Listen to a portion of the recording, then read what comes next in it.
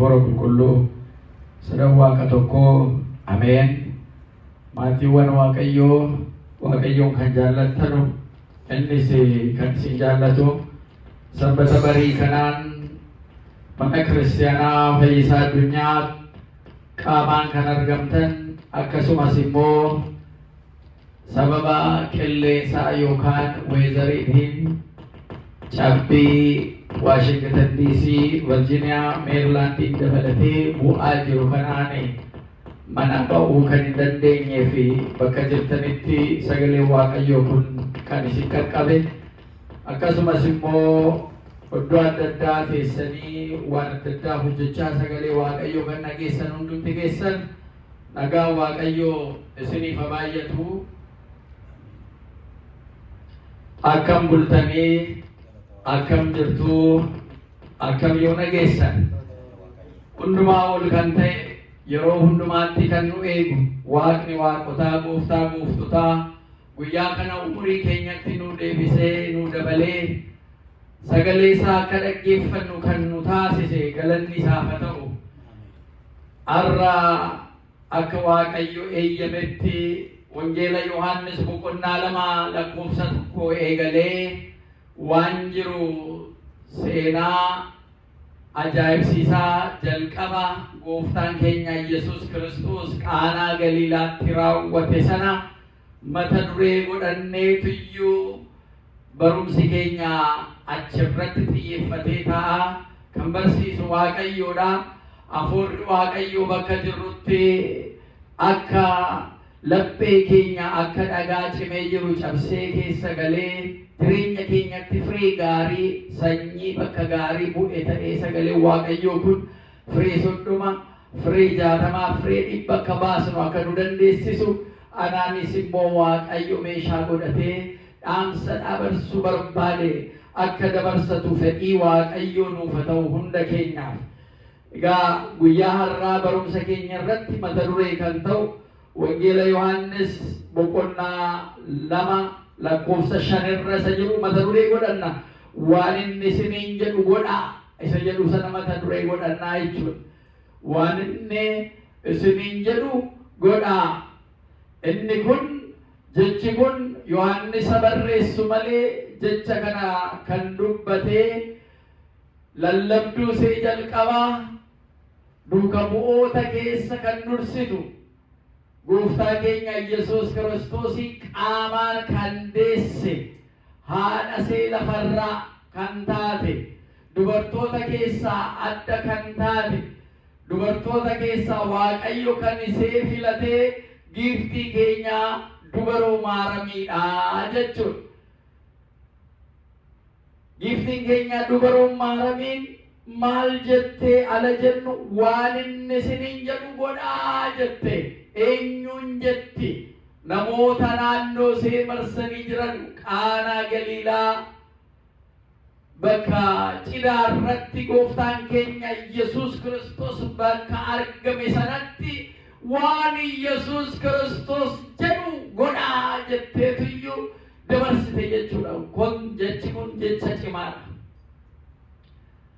Kanaaf jechi kun eessatti ta'ee ala jennu Qaanaa Galiilaatti ta'ee bakka eenyu jirutti ta'ee ala jennu bakka gooftaan keenya Yesuus Kiristoos barattoota isaatii wajjin bakka cidha sanatti argametti ta'ee bakka giiftiin keenya maaramiin bakka cidha sanatti argamtetti ta'ee namicha cidha Qaanaa Galiilaatti godhetu ture. Barattoota waamee barsiisaa dhiisne, barsiisaa waamee barattoota dhiisne, haadha waamee ilma dhiisne. Namichi nuti Qaanaa Galiilaa kun cidha godhe nama akkamii ayyuu akkamii akka ta'e nama hubachiisa. Seenaan inni kun Yesuus Kiristoos eega cuubame utuu oolee bulin gara gammoojjiitti dhaqee guyyaa 40 halkan 40 akka inni tsoome nutti agarsiisa. Eega cuubame eega abbaan isaa samiirraa ilmi koo inni nan jaalladhu isa kana dhagaa eega jedhe Hafuurri qulqulluun akka gugeetti gugee adii fakkaatee dhufee mataa isaarra akka inni qubatu eega ta'e, eega samiin baname, iccitiin samii beekame booda Yesus Kiristoos anuma sanatu oolee hin bulini gara lafa soomii itti soomu gammoojjii sanatti ba'e. Guyyaa 40 halkan 40 soome. Egaa kanarratti guyyaa sadaffaatti kan inni jedhee Yohaannis boqonnaa 2 irratti kan inni caqasee jiru isa kana. Maaliif guyyaan inni tokko guyyaa cuubameedha. Guyyaa lammataa godheetummoo isa guyyaa 40 guutuu ta'e sana akka guyyaa lammataatti qabee guyyaa sadaffaa kan inni jedhee bakka cidhaa Qaanaa Galiilaatti Yesus Kiristoos argamuu isaa kan inni ibsu eega seexana injifate, eega guyyaa 40 halkan 40 eega coomee nuun soomaa nuun jedhee lagachuun soomuun barbaachisaa akka ta'e diina mo'achuudhaaf jireenya hafuurawwaa cimsachuudhaaf fedhii ofiitiin ofitti murteessanii nyaataaf dhugaatirra of fageessanii hafuurawwaadhaan cimuu akka danda'an Yesus Kiristoos eega nu barsiisee kanaan booda qoramee immoo seexana eega injifate booda bakkinni dhaqee raajii isa jalqabaa taasisee mana qulqullummaa beeta maqdasa keessatti utuu hin ta'in bakka cidhaatti jechuudha. Cidhi baay'ee qabamu. Bakka cidhaa kanatti yegguu argamee jiru utuu nyaatanii utuu dhugaa jiran utuu wanti tokko uumame. Wanti uumame kun maali? Guyyaa sadaffaatti jedha wangeela Yohaannis boqonnaa 2 lakkoofsa 1 jalqabee guyyaa sadaffaa ala jedhu isa kamii ala jennu hundumti keenya guyyaa inni tokko isa cuubameedha. Guyyaan lammaffaa eega cuubame utuu nooliin hin bulin guyyaa 40 halkan 40 soomaan isanii dabarseedha. Guyyaa sadaffaatti immoo eega seexanaa soomaanii guyyaa 40 halkan 40 eega mo'atee booda nuyi akka mo'annu fakkeenya nuu kaa'ee booda guyyaa sadaffaatti immoo kutaa biyya Galiilaa mandara Qaanaatti cidha tokko ture. Haati gooftaa keenya Yesus cidhicha irratti turte. Gooftaa keenya Yesusiitii fi barattoonni isaas cidhichatti walitti dhufanii turani. Daadhiin wayinii jalaa dhumee jedha. Daadhiin wayiniitu nyaatanii dhuganuu cidha kanarratti nama guddaa waamamee ilaala. Wanti tokko kan nutti ibsu jireenya hafuurawwaa jiraachuu jechuun uummata irraa addaan ba'uu akka hin taane Yesus Kiristoos nutti agarsiisa. Inni guddaan tokko jireenya hafuurawwaa ala jiraannu uummata keenya wajjin jiraachuu akka qabnu, uummatna keessatti hirmaachuu akka qabnu, gammachuu irrattis gadda irrattis hirmaachuu akka qabnu gooftaan keenya Yesus Kiristoos nutti agarsiisa. Maaliif guyyaa kana bakka cidhaa sana irratti akka inni argame Yesus Kiristoos cidha sana akka inni eebbise argina. Yegguu gaddaa immoo Alaazaariin immoo dhaqee du'a ga'ii dhaqee immoo Alaazaariin jara bu'aa jiran jara gaddaa jiran immoo akka jajjabeessee Alaazaariin immoo du'aa kaasee argina jechuudha. Inni kun namoonni tokko qormaata adda addaa addunyaa keessatti itti dhufu kana kallattii adda addaatiin ala ilaalan Waaqayyo akka injifannoo godhanuuf akka Yesus Kiristoos qormaata duwwaadhaaf soomuuf kadhachuudhaaf gammoojjitti kan ba'anu jiru. Hojii hojjechuudhaaf garuu uummata keessatti immoo dhufanii bakka inni gammadutti argamuun bakka inni gaddee jirutti immoo uummata jajjabeessuun barbaachisaa akka ta'e hawaasaa wajjin uummataa wajjin wal jajjabeessaa deemuun barbaachisaa akka ta'e hirmaachuun barbaachisaa akka ta'e kun nutti agarsiisaa jechuudha. Achitti daadhiin wayinii duraa dhumnaani haati isaa daadhiin wayinii hin qabanuu jettee gooftaa keenya Yesus Kiristoos itti himte. Maal jette? Daadhiin wayinii jalaa dhumee jira. Daadhiin wayinii waan mi'aawu ummanni dhufee wal ga'e cidhi kun gaarii ture garuu daadhiin wayinii kun jalaa dhumee jira. Daadhiin wayinii kun hin jiru jettee giiftiin keenya maaramiin garaan see laafee Gaafa namoonni waan dhiyeessan sana dhabanii jedhanu asitti wal ilaalu. Namni cidha gootan, namni sagantaa gurguddaa gootan, wanti isin dhiyeessitan ala isin jalaa dhume akkamitti akka keessi keessan itti dhaga'amu. Waan nama waamtan sanaaf dhiyeessitan gaafa isin jalaa dhumu akkamitti akka keessi keessan isin jalaa, umni keessan isin jalaa laafu hin beekama. Gifti keenya maaramiin garuu achi gadi turteedhaaf, gifti keenya maaramiin rakkoo isaanii daftee argiteetu eenyutti jette? Ilma see Yesuus Kiristoosin daadhiin wayinii isaanii jalaa dhumeera itti jette gifti keenya maaramiin. Rakkina jira mana sana keessa, irruutu jira mana kana keessa, bakka gammachuu bakka cidhaa kana keessa wanti irratee jira. Yaa ilma koo, daadhiin wayinii jarri dhuganu namni kun ammayyuu dhufaa jira, dhugee gammadaa jira, garuu waan irratti hin argee jettee ilma seetti maaloo daadhiin wayinii jalaa dhumeera itti jette giftiin keenya maaramiin jechuudha. Yegguu kana gooftaan keenya Yesuus Kiristoos gifti keenya maaramiidhaaf iyyuu deebisaaf. Haadha koo itti jedhe Yesuus Kiristoos. Maaliif hiika keessatti kitaaba afaan Oromootiin afaan adda addaatiin Hibruurraa jalqabamee hiikamaa ala dhufu hiika adda addaa gatii qabuuf xiyyeeffannoo baay'ee nu barbaachisa. Maaliif dogongoraan akkaataa itti hiikamne kitaabni tokko gatii jiruudhaaf. Amma fakkeenyaaf kitaaba isaa sooftuweeriidhaan jiru afaan Oromootiin jiru tokko keessatti maal jedhee hiikamee jira? Haadha koo maaliif hojii koo keessa seentaa, maaliif hojii koo keessa lixxaree waa gochuuf yeroon koo amma illee hin geenye jedheenii jedhamee hiikame. Kun sirrii miti. Maaliif hojii koo keessa lixxaa miti kan inni jedhe. Isa kana sirriitti gaafa hiikamuu ilaallee dhaloota dhufuufis dabarsuu qabna jechuudha. Hiikni kun yaa haadha koo sirraa maalan qabaa, yeroon koo ganaa hin geenye kan jedhudha. Inni hiikni isaanii sirreen. Yaa haadha koo sirraa maalan qabaa ala jedhu, sirraa maalan qabaa ala jedhu kun waan ati na gaafattee akka haadhaatti, ani immoo akka ilma keetti kananan siin guunne, kananan siin ajajamne. Maaliif abbaaf haadha keetiif ajajamii kan jedhu jira. Ati namaa gadditee, ati dursitee argiteetu ati natti maa jirta?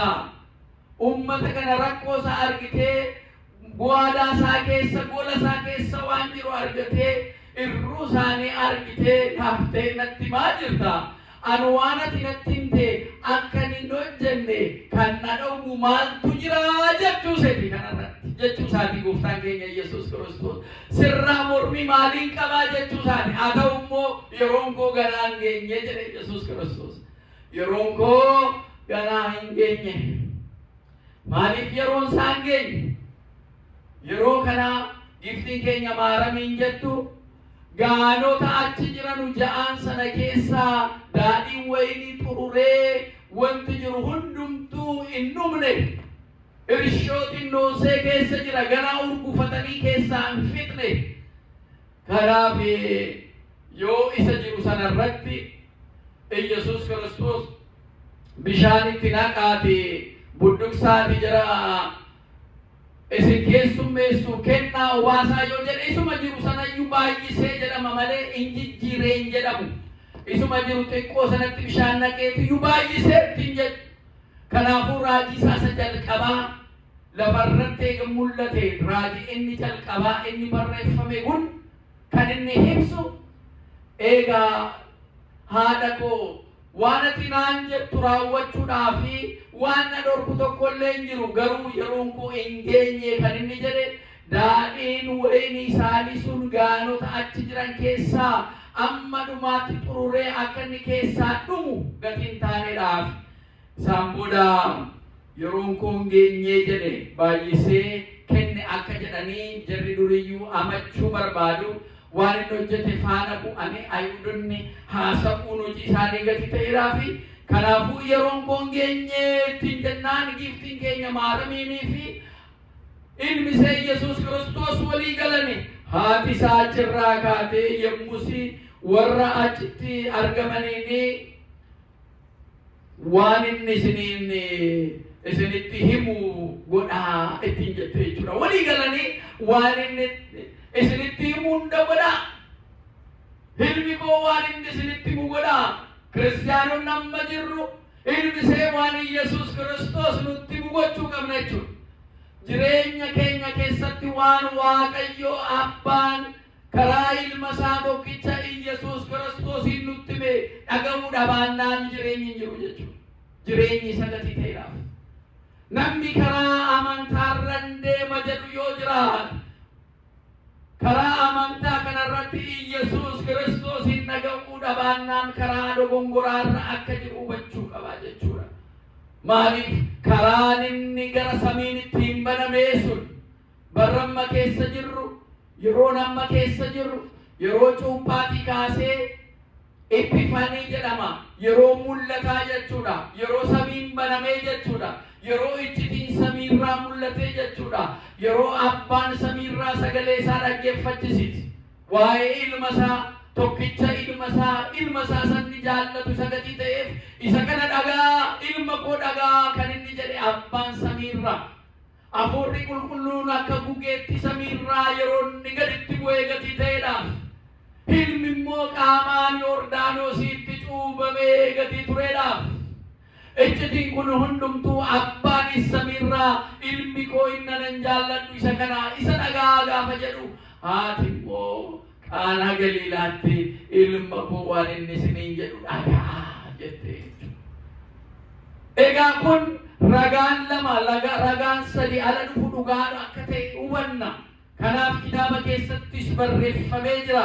Giftiin keenya maaramiin eeguma ilma seetiin jettee booda namoonni tokko hiika isaa kana dogongoruudhaan haatii fi ilmi waliin galle fakkeessanii akkana jedhee jiruu koo keessan lixiin jedheeni jedhanii waan hin taane ala jedhanu inni sun dogongora akka ta'e hubachuu baay'ee nu barbaachisa jechuudha. Inni sirriin isaa haatii fi ilmi giftiin keenya maaramiinii fi ilmi isaa Yesuus Kiristoos akka walii galan argina. Walii galuu isaanii kan akkamitti mirkaneessina yoo jenne itti fufnee ala dubbisnu lakkoofsa 5 irratti wangeela Yohaannis boqonnaa 2 lakkoofsa 5 irratti haati isaa yommus warra achitti argamaniin waan inni isinitti himu godhaa jetteeni. Isa kana waan cimaa akka ta'e waan sirrii akka ta'e giftiin keenya maaramiin ilma ishee Yesuus Kiristoositti wajjin akka walii galan irruu achi jiru irruu mana cidhaa sana keessa jiru akka ittiin guutuu godhan isa kana argina jechuudha. Inni kun raajii gooftaa keenya Yesuus Kiristoos. Raajii isa jalqabaa isanni Yesuus Kiristoos qaamaan argamee Qaanaa Galiilaa irratti ta'eedha jechuudha. Gatii kanaatiif itti fuftanii yommuu ilaaltanu warri Yihuudootaa seerattiin ofii isaaniitiin qabaniin gaanota dhagaarraa hojjetaman gurguddaa ja'an qabuu turanii. Yogguu kana tokko isaanis amma akka baatanu achuma irratti akka caqasee jirutti akkuma kaa'een gaanii sun duwwaa ta'uusaa yommuu argu gooftaan keenya Yesuus Kiristoos bishaan akkatti guutanu hojjetoota bakka sana jiranu agarsiise. Hojjetoonni bakka sana jiranus dhaqaniitu bishaan bakka jiru waraabanii fidanii ga'anii sana guutan. Yogguu kana gooftaan keenya Yesuus Kiristoos egaa amma budduqsaati qicaati isa namaa buusu sanatti kennaa ittiin jedhe. Maal wanti kun bishaanuma kana kenninaayyutu jedhanii jarri budduqsanii fuudhan maaliif akka hin gaafanne waan inni isiniin jedhu godhaa jedhamee itti himamee jira. Kanaaf bishaani kan itti naqne akkamitti iyyuu fuunee bishaan kana jiraa fi qicnaallee jechuu hin dandeenye jechuudha. Maaliif ajajamanii al tokko gaafa Waaqayyo nu ajaju Waaqayyo akka nu ajajetti raawwachuu qabna. maaliif kana goona akkamitti kana goona ala jennu waan baay'ee waan Waaqayyo nu ajaju yeroo sanatti deebii hin qabnu ta'a. Garuu kan hojjetu immoo Waaqayyo. An tokko hojii hafuurawwaa kana keessatti waan nutti kenname hojjenna. Bu'aasaa garuu yeroo biraadha kan nuyi argannu maatii keenyaan. Amma fakkeenyaaf sinoo amma keessa jirru keessa dadhabannee baanee as dhufnee dhamaan. Namni tokko kan akka gowwummaatti ilaalu maal sinoo kanaan state of emergency jiru kanaan akkamitti keessa baatanii dhuftanii namni jedha. Kun isa tokko isa amma jiru. Isa amma yeroo naasa'aa yeroo sagalee Waaqayyoo kana dabarsaa jirutti naannoon keenya sinoo guddaadhaan dhaabee yogguu jiru namni mana keessa jiru namni qaamaan asitti argamte maatii gowwaadhaan irraftu maal hojjetta dhattee hoo maal argatte jedhee nama gaafachuu danda'a jira keenya. Waan hafuurawwaadhaan argannu akka giftii keenya Muharramiin nu barsiiste waan inni siniin jedhu godhaa jette seen. Isa kanarratti deebii atattamaa kana hin argannu jechuudha. Yeroo sanatti deebiin hin jiru. Dandee dhattee kunoo nu mana rafne bakka ho'aa rafnee kan jedhu isinoo dhattanii qorritanii maal kun hundumtuu maaliifii kan jedhu garuu bu'aa qaba. Wanti hafuurawwaadhaan hojjennu wanti Waaqayyoodhaaf ajajamnee hojjennu jireenya keenya keessatti ammas boris iftaanis Waaqayyo jireenya keenya keessatti waan hojjenne waan hafuurawwaa hojjenne gatii isaa nu jalaan balleessu galanni isaaf haa ta'u. Maatiidhaa maatiitti ijoolleedhaa ijoolleetti dhalatti darbaa deema wanti gaariin nu hojjennu jechuudha. Waaqayyoodhaaf ajajamuudhaan wanti nu hojjennu. Isa kana sirriitti hubachuu nu barbaachisa. Hojii hafuurawwaa ala hojjennu callisnee Waaqaaf hojjenna jenneetu hojjenna jechuudha. Qabeenya keenyaan, humna keenyaan, yeroo keenyaan mana Waaqayyootiif ala hojjennu Waaqayyo gatii isaa nuu kaffalaa. Nuti iyyuu gatii baasaa jirra. Waan hojjennu kana sammuu nuu kenneef mana isaatii yoo hojjenne, beekumsa nuu kenneef mana isaatii yoo hojjenne, qabeenya nuu kennerraa mana Waaqayyootiif yoo kennine, humna nuu kennerraa mana Waaqayyootiif yoo goone, humnuma keenya kanayyuu eebbifachaa jirra jechuudha. Waaqayyo nu eebbisaa jira jechuudha. Ta'u yoo dhabaatee humnuma kenname nutu namaa wajjiniin wal reebuu kan lubbuun isaa darbu meeqatu jira. Utuu qabeenya isaa utuu ijaan ilaalu abiddi jalaa gubee kan balleessu meeqatu jira. Beekumsa isaa dhama'ee asii achi dhaqee waan meeqatti dhama'ee baratee bu'aa tokko kan hin buusneef nama meeqatu jira. Isa kanarraa Waaqayyoon hunda keenya nu haa oolchu. Gatii kanaatiif Waaqaaf ajajamuu Waaqayyoon waan inni nuun jedhe guuttachuu ana Waaqayyo nu ajaju tole jedhanii argamuun akkuma ijoollee Abrahaam egaa Qaanaa Galiilaa kanarratti namoonni keessummeessan sunis kan godhan isuma kana jechuudha. Gatii kanaatiif maatiiwwan Waaqayyoo mana Waaqayyoo keessatti sagalee Waaqayyoo ala nutti dubbatu akka sagalee Waaqayyoo nutti dubbateen eebbaaf akka ta'e hubannee hundumti keenya hojiirra oolchuun baay'ee nu barbaachisa jechuudha. Gooftaan keenya Yesuus Kiristoos eega bishaan sana gaanii sana amma walii amma faansaatti guutanii booda jedha amma waraabaatii jedha isin bulshanuu fi kennaa jennaan buusanii fi dhaqanii kennanii. Namoonni achi jiran jarri keessummoonni jarri aangoo qaban ta'anii jarri jiran kolfaa gammadaa jarri jiran gaafa daadhiin wayinii haaraan kun naqee kennamuuf daadhii wayinii haaraa kana dhuganii dhandhamatanii ilaalan baay'ee itti minyaa'e baay'ee gammadan. Yaa namoota Waaqayyoo daadhiin inni kun daadhii haaraadha. Bookni inni kun booka haaraadha. Daadhiin wayinii kun daadhii haaraadha. Inni moofaan sun darbe. Inni haaraan kun dhufe. Inni haaraan kun maqaa Gooftaa Yesuus Kiristoositiin dhufe. Inni kun raajii isa kakuu haaraa keessaa hojii Yesuus Kiristoos hojjete keessaa isa jalqaba. Dhandhamatanii ilaalan. Ingammadan itti mi'aaye. Yeroo kana bulchaa isaanii waamanii namichi maali waanuma raajii hojjettaati nama beekaa miti jedhanii amma wanaa daadhii wayinii kana numa dhuguudhaa cina kana irratti gammadaa jiru. Wanti irratti jiru waan ajaa'ibaati waan ati goote. Garuu waan tokko waan ati goote keessa iddoo biraatti kan goonumaa inni daadhii wayinii isa gaarii isa bareedaa dursinee namaa kennina. Eega namni isa dhugee dhanni to'ee tattaphachuu jalqabee qulqulluu jalqabee gaafa inni wayinii sanaan gammadee jedhu isa laafaa immoo finnee buusnaaf addaanuu baasee beeku waan garaan guutee jira.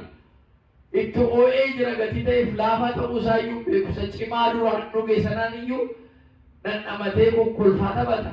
Mana kanatti immoo har'a kana argine waanuma raajiitii jedhan. Daadhii isa laafaa dura nuuf fiddanii daadhii isa bareedaa isa gaarii isa mi'aawaa kana boodarra fiddanii jedhanii amma jarri ajaa'ibsiifata nutti ga'anii.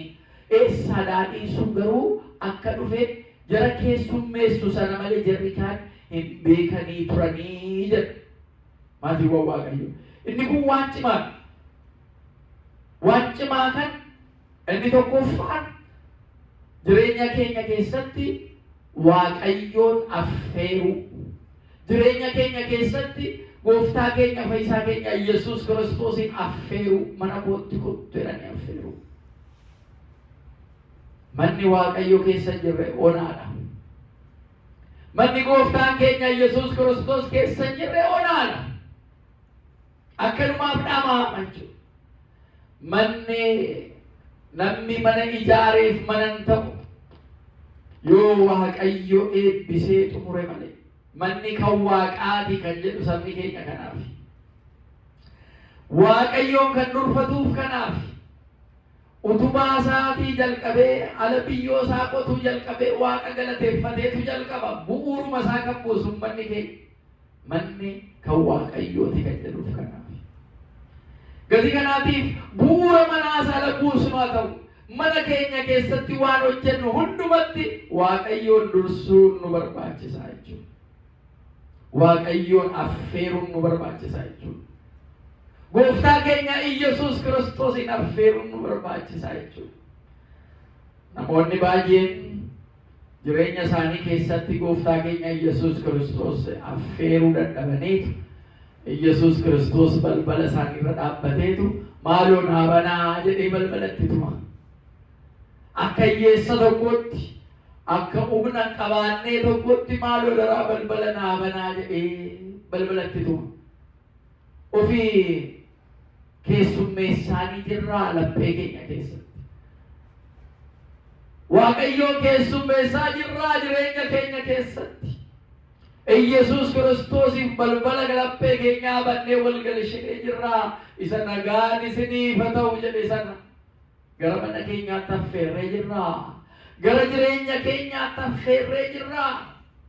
Addunyaan amma sababa adda addaatiin raafamaa jiru kana keessa waraanaa fi waa'ee waraanaa bakka adda addaatti yeroo dhagaa jirru kana keessa beelaaf godaannisaa yeroo adda addaa bakka adda addaatti dhageenyaa jiru kana keessa wangeela Maatewos boqonnaa 24 irratti akka caqasamee jiru namoonni tokko yeroo dhumaa ga'aa jira amma jedhanii haasa'anitti wanti abdii godhatan namarkaa akka duumessaa bittinnaa'ee qabeenya mancaa'ee beekumsi faayidaa tokko dhabee socho'inaan lafaa fi kan kana fakkaatan oddoo adda addaatti yogguu dhageenyu kana isa balbala keenya irra dhaabbatee balbala tumaa jiru Gooftaa keenya Yesuus Kiristoos kottu mana kootti galii jennee affeeraa jirraa.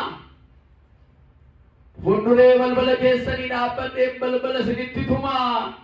Namni sagalee koo dhaga'ee balbala isaa naa banee anis gara isaatti nan seenaa isaa wajjin hin barbaada nyaadhaa. Nagaan isiif haa ta'u jedhaanii jala Gooftaa keenya Yesuus Kiristoos balbala keenya bannee isa affeerree jirraa. Kana ta'uu dhabaannaan dhiphina duwwaa keessatti deddeebina. Beekumsa foonii duwwaadhaan deddeebina.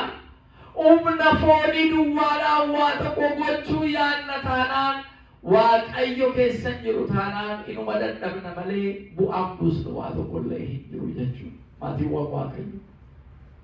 Jireenya keenya keessatti dhandhamannee ilaallee waan minyaa argachuudhaaf Waaqayyoon mana keenyatti jireenya keenya keessatti lubbuu keenyaaf affeeruun dirqama ta'a. Inni minyaa jireenya keenyaati.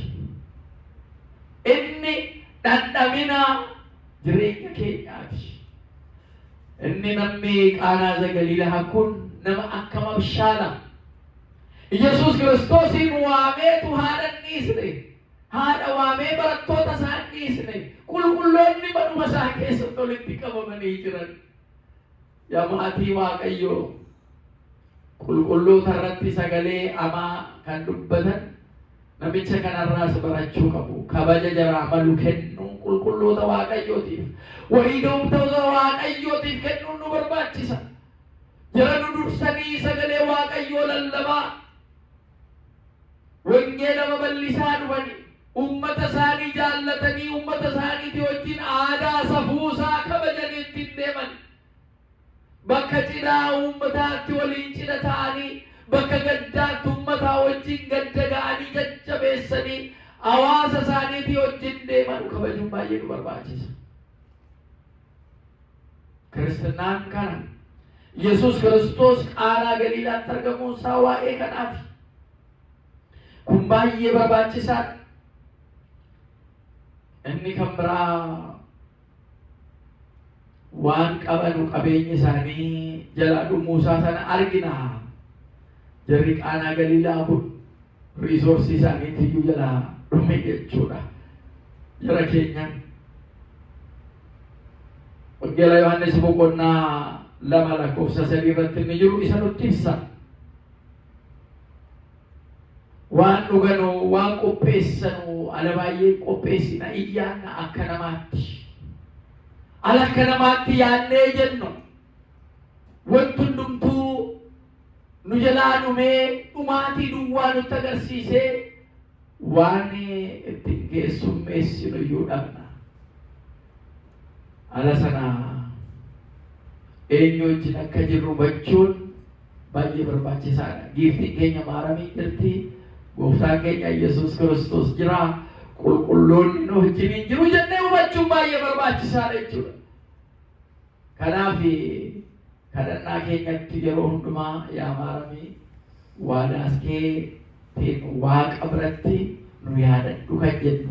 Nu kadhadhu ala jennu ammuma ala nu itti mannu seen nu kadhatti jennee miti. Waadaa isee galee sanaan maqaasee ala waamnu awutomaatikaalii maqaasee waamuu keenyaan qulqulloota waamuu keenyaan Waaqayyo nu hojjetannee amanna. Maaliif Waaqayyo Waaqa jiraattotaati. Kan isatti amanan immoo jireenya bara baraa qabu. Qulqulloonni fooniin yoo nurraallee addaan ba'an hin du'an hin jennu. Gara isa tajaajilan itti deeman hin jennu. Waadaan isaanii immoo hin irraanfatamu jechuudha. Kanaaf irruun keenya kan itti guutu. Hadhooftuun keenya kan ittiin minyaa'u. Cabni keenya kan ittiin fayyu. Gooftaan keenya Yesuus Kiristoos mana keenyatti alagalu, cidha keenyatti, qophii keenyatti, sagantaa keenya irratti argamu. Waaqayyoon gara keenyaatti ala waamu. Inni kun baay'ee barbaachisaadha jireenya furawwaa kana keessatti. Wanti dhumallee yoo jiraate Waaqa wajjin, wanti dhumallee yoo jiraate guutuu ta'a. Waaqa malee wanti guutuun hundumtuu irruu ta'a. Lafa Waaqni hin jirre wanti hundumtuu irruu ta'a. Lafa Waaqni jiru immoo wanti irruun hundumtuu iyyuu guutuu ta'a. Galanni isaaf haa ta'u. Hin dhiphatinaa kan nuun jedhu kanaaf. Hin dhiphatinaa. Fooniif waan nyaattanuuf, foon keessaniif waan dhugdanuuf, foon keessaniif waan uffattan kanaaf hin dhiphatinaa. Maaliif dhiphattu? Addunyaan yeroo ammaa jireenyatti qalla'ee gatiin waan bitamu addunyaa irratti wal ka'ee dachaadhaan dabalee haati ijoollee koo maaliin nyaachisaa jetti, abbaan maal jedhee manatti tollee biyaa jedhee yaadda. Haa ta'u immoo garuu Waaqayyoon amannu, Waaqayyootti ajibnu, yaaddoo sana ofirratti guddisnee yoo deemna ta'e rakkina sana keessaa ba'uu hin dandeenyu. Yaa Waaqayyo sitti of kenneerraa, ati nuun jettee jirta, yaaddayinaa nuun jetteetta, anis amma humna koo waan hin danda'in hojjedha. Ijoolleen kun kennaa keeti si duraa kenne yaa Waaqayyo. Egaa waan humna kooti anis nan tattaafadha, isa irratti immoo atitti naa guuti jechuun baay'ee barbaachisaadha jechuudha. Beekumsa ofiitti hirkatanii Waaqayyoon dhiisuun barbaachisu jechuudha. Qabeenya ofiitti hirkatanii Waaqayyoon dhiisuun barbaachisu jechuudha. Ammoo harkaan wal dhabee waan dhabe jedhaniis Waaqayyoon dhiisanii deemuus hin barbaachisu. Namoonni tokko ganzaba jaallachuun kitaaba qulqulluu keessaa madda cubbuutii isa jedhu ana kaasan. Namoonni tokko ganzabuma iyyuu dhabuun kun madda cubbuutii jedhan immoo galagalchanii kan wal mormanu jiru. Garuu maaliyyuu haa ta'u, hiyyeessi hiyyeessummaadhaan yookaan sooressi sooressummaadhaan Waaqayyo kan itti murteessu miti. Isa keessa kallattii maaliyyuu haa ta'u kan ittiin jiraachaa jiran kana keessa Waaqayyoon laphee isaanii keessa jiraayi. Ajaja Waaqayyoon laphee isaanii keessa jiraayi. Waan Waaqayyo jaraan jedhu hojjechaa jiru inni jedhu kun garuu baay'ee barbaachisaadha jechuudha. Waan inni nuun jedhu akka hojjennuuf. Sooromuun cubbuudha jechaa hin jiru. Namni dadhabee ba'ee bu'ee dafqa isaatiin waan argatee ofii isaatii maatii isaatiin ittiin waan barbaachisu hojjetu kun cubbuudha jechaa hin jiru. Eeyyummaas immoo namni waan hojjetu siistemaatik yookaan namni utuu hojjechuu danda'u siistemni nama sana hojjechiisuu didee akka garbummaatti qabamee keessa ba'ee hojjechuu yoo dadhabe inni tokko gaaffii kan biraadha. Amma harkaaf miilla qabutti, amma qaamni isaas guutuu ta'etti sababa tokkotu hin barbaadin dafqa isaatiin ba'ee bu'ee waan argate sana maatii isaatiif ofii isaatiif ittiin eeguun baay'ee barbaachisaadha. Isuma kana keessa jireenyi qal'ee immoo amma ala jiru kana inni qabu immoo san qabneefis yaadachuun baay'ee barbaachisaadha. Jara hiyyeessota kana keessa, jara cidhartatti argaman kana keessa utuu addaan hin baasin gooftaan keenya Yesuus Kiristoos achitti kan argame gatii akka aadaa isaaniitiif akka jireenya isaaniitti isa affeeraniifi jechuudha. Ammas jarri waa qaban jara hin qabne waamanii waliin gaddasa ta'u gammachuu ba'uun baay'ee barbaachisaadha. Namoonni addunyaa kanarraa akkaataa ittiin jiraatan kan ittiin inni barate gara barateetti inni qabeenya qabu qabatee kallattii adda addaatiin guruup wal godhee deemuun waanuma jiru. Garuu eessuma yoo jiraate wal gargaaruun, wal hubachuun wanta asirraa arginudha. Yesuus Kiristoosis kan inni nutti abbaan isaa samiirraa kan inni nutti misuma kan. Gatii kanaatiif maatiiwwan Waaqayyoo waan inni nuun jedhu gochuun baay'ee nu barbaachisa jechuudha. Jireenya keenyatti waan Yesuus Kiristoos nuun jedhu sana gochuun baay'ee nu barbaachisa. Isa yoo goone eebba irratti eebba arganna. Isa yoo goone cimina irratti cimina arganna. Isa yoo goone waan feene waan gaarii ta'e hundumaa Waaqayyo nuu guuta. Keessi keenya nagaa argata. Lubbuun keenya waan ittiin uumamtee waan ittiin as geesseef kana kaayyoo isa nageenya kennu Waaqaa wajjin walitti dhuftee gammaddee jiraatti jechuudha. Waan inni nuun jedhu gochuun baay'ee barbaachisaadha. Karaa Waaqayyo nuu kaa'een deemuun baay'ee barbaachisaadha. Gurri keenya sagalee Waaqayyoo dhaggeeffachuun baay'ee barbaachisaadha. Qaaraa sagaliidhaa irratti kan barannu isa kana. Iccitii baay'ee jira. Gaanonni suni tokko isaanii ammana baatu kan jedhu hiika baay'ee of keessaa qaqqaba. Isa keessa baay'ee iyyuu nolu maaliif yeroo qabnu gabaabaa gatii ta'eedhaaf gara jireenya keenyaatti jijjiirree isa jireenya keenya irraa maal barannaa isa jedhu sanatti xiyyeeffachuu baay'ee barbaachisaa gatii ta'eef akkaataa yerootii wajjin. Gatii kanaatiif waan inni nuun jedhu waan gooftaan keenya Yesuus Kiristoos nuun jedhu hunda hojiirra raawwachuun baay'ee baay'ee nu barbaachisaa jechuudha. Inni kun immoo eebba nu qaba. Kanaaf maatiiwwan Waaqayyoo guyyaan irraa guyyaa gammachuu addaatii akka mana amantaa Ortodoksii keenyaatti guyyaan irraa barri isaa bara Asteriyoo yookaan bara mul'ataa bara samiin banamee abbaan sagalee dhaggeessisee ilmi immoo qaama Yordaanositti cuubamee Hafuurri Qulqulluun immoo bugee adii fakkaatee mataa isaa irratti argame. Inni kun iccitii Sillaasee kan itti mul'ate. Waan dhokate kan itti mul'ate gati ta'eef bara mul'ataa jenna. Bara mul'ataa zamana Asteriyoo jedhanii bara mul'ataa kan jedhamu isa kanaaf. Barsiisaan gaariin seera gaarii taasisaa kan jedhee sila diyaaqoniin faarfatu. Barsiisaan keenya gooftaan keenya Yesuus Kiristoos seera gaarii akka inni tumu, seera bareedaa akka inni tumu, seera namni hundumtuu raawwachuu qabu akka inni tumu, seerri isaa immoo kan ulfaatu tun ta'in eenyuyyuu raawwachuu kan danda'u akka ta'e kan ibsu sana. Isa kana hubannee barsiisaan keenya gooftaan keenya Yesuus Kiristoos Qaanaa Galiilaa irratti isa duwwaatti hafee dhugaatii wayinii isaanii akka isa minyaa'aadhaan guute. Minyaa'aan kun minyaa'aa haaraa akka ta'e jireenya keenya illee haaromsuun baay'ee nu barbaachisa jechuudha. Jireenya keenya haaromuu kan danda'u gaafa Waaqayyo mana keenyatti galu, gaafa jireenya keenyatti galu, Yesuus Kiristoos fayyisaan addunyaa ala laphee keenyatti galu, jireenya keenyatti galudha jechuudha. Inni nu wajjin haa ta'u.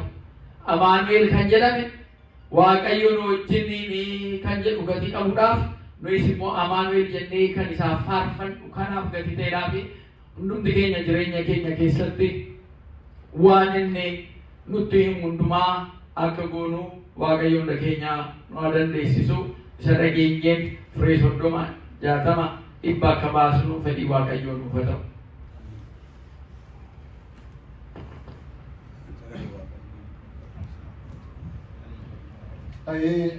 Waaqa nu barsiifatee, Waaqa nu gorfatee galii guddaan haa ta'u. Egaa abbaan keenya akka gaariitti nu barsiisaniiru, akka gaariitti nutti himaniiru, wangeela keessaa caqasanii nutti himaniiru akka gaariitti Waaqaan Waaqayyoo kan galateeffameef kan eebbifameef haa ta'u. Egaa akkuma beekamu dinqii gurguddaadha kan hojjetame, dinqii jajjabaadha. Waaqayyoon moogaa Dhaqee Galiilaatti cuuphamee booddee illee gara mana sargii mana cidhaa immoo dhaqee lafa mana cidhaa sanatti illee dinqii gurguddaa hojjete jechuudha. Bishaan daadhii godhe. Daadhii namni ganaa damma bitee maal godha inni garuu bishaan fuudhee daadhii godhee seenaa guddaa hojjete jechuudha. Akkasuma faarsaan har'aallee yookaan immoo misbaakii yookaan immoo faarsaan har'aa faarfannaan har'aallee maal jedhaa? Barsiisaan seeraa eebba hin kenna jedha. Barsiisaan keenya gooftaa keenya Yesuus Kiristoosiidha. Humnarraa gara humnaatti hin deemaa jedha. Waaqni waaqotaa Tsiyoonitti hin mul'ata. Kanaafi iddoo sanatti mana cidhaa sanatti mul'ate Tsiyoon kan jedhamtu biyyaadha maqaa Amaariffaa jechuudha. Kanaaf Waaqayyoo Waaqa waaqotaa gooftaan gooftotaa hojii guddaa hojjetee Qaanaa Galiilaatti warra mushurroota sanaa hin gammachiise eebba buusee jechuudha. Eebba hundumaaf buusee. Kanaaf Waaqayyoof kan guddaan haa ta'u. Egaa sagantaa keenya gara goolabuu irra ka'aa jirra. Amma walumaa gala